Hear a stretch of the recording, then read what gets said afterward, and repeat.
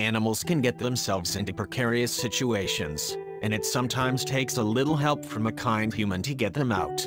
Randall Kolb, also known as the cat rescue guy around southern Louisiana, was not only aware of this, but he already had the skills and tools necessary to stage a cat rescue anytime. When Randall was contacted one afternoon by a local animal shelter about a stranded cat, he knew the feline's life depended on him. However, he'd never pulled off a rescue quite like this before.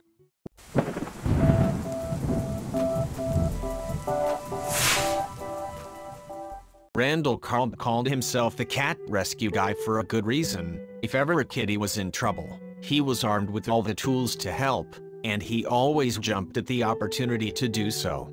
For the past several years, Randall dedicated his time and energy to helping cats.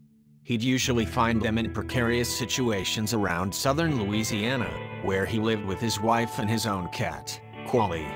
No job was too big for Randall, who prided himself on his ability to accomplish every rescue he was tasked with.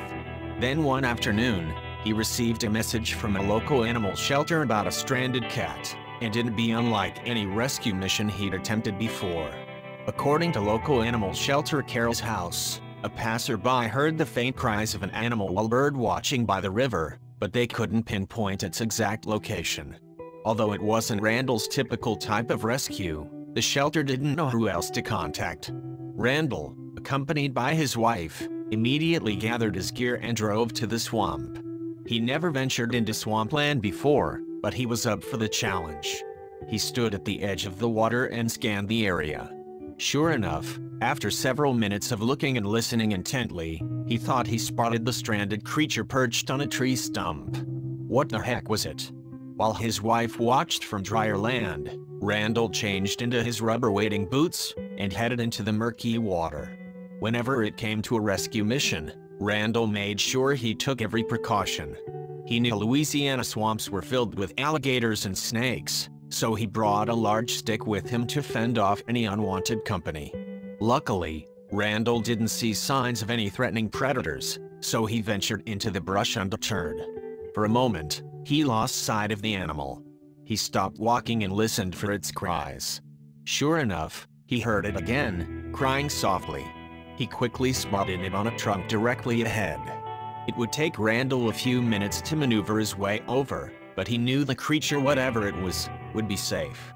Randall assumed Hurricane Harvey, the storm that had battered the Gulf Coast just 4 days earlier, caused the poor animal's situation.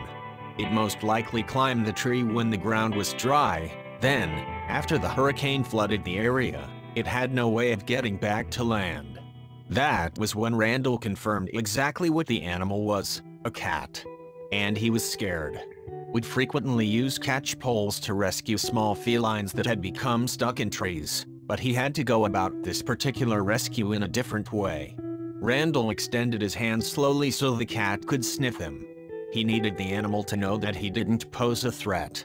When it came to animal rescues, Randall knew that establishing a level of trust was key. Thankfully, Randall had a small plastic bowl of food along with him to entice the frightened feline. He looked malnourished, and Randall immediately knew the food was vital to his rescue effort. It was no surprise that the cat was suspicious of everything happening.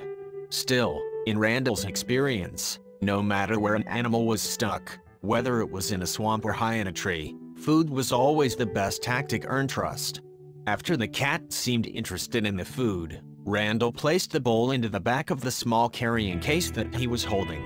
He hoped the cat's appetite would get the best of him and he'd enter the carrier without an issue. It worked. With the cat inside, Randall closed the cage door. The first part of the rescue mission was complete, but it was far from over. Randall still had to make it back to land and hoped he didn't encounter any swamp creatures along the way. Using the stick to check for uneven ground, Randall slowly waded back to land where his wife was waiting in their car. He knew that the murky swamp water would be rife with other animal life, and he didn't want to hang around to find out what it was. Meanwhile in the car, Randall's wife was thinking the same thing. She knew the threat of alligators was very real, and she breathed a huge sigh of relief as her husband emerged from the thick brush.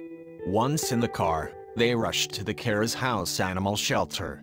Randall and his wife named the cat Chompers because of his long fangs, and the workers at Carol's house supplied the kitty with all the care he needed. They also made a startling discovery: he was microchipped. His owners would be so happy to learn that their cat was safe and sound. When it came to cat rescues, Randall Kolb had no problem facing danger to accomplish his missions. He was fortunate that an alligator wasn't in his midst during Chomper's rescue, or else things may have ended differently for the cat rescue guy. Chomper sure was lucky that Randall knew what to do to get him out of that swamp. Who knows what would have happened if Randall and his wife didn't come to the rescue.